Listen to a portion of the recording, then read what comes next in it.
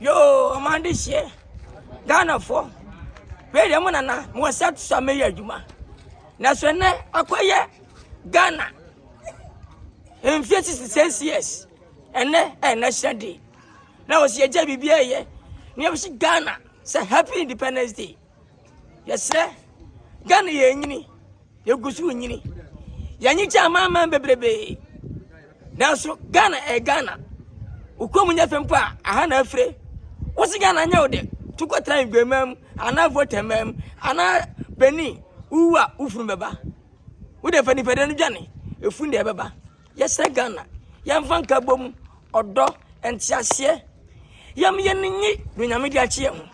Niamwa, not Ghana, and Cosun Tumpong. Na a mamma P, and my man Ghana.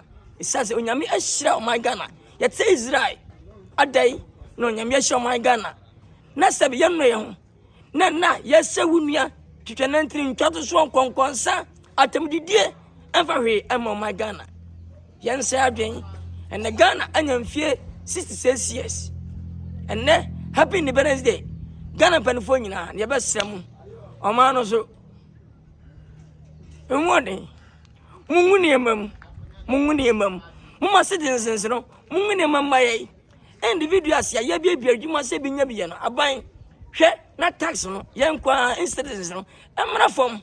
Need to be Yajman more, not Ghana, and Yajman, not Ghana from Papa. Yamisha, happy Independence Day today to Ghana or Manda Ghana, love Ghana, stay Ghana, a long life in Ghana, I die in Ghana.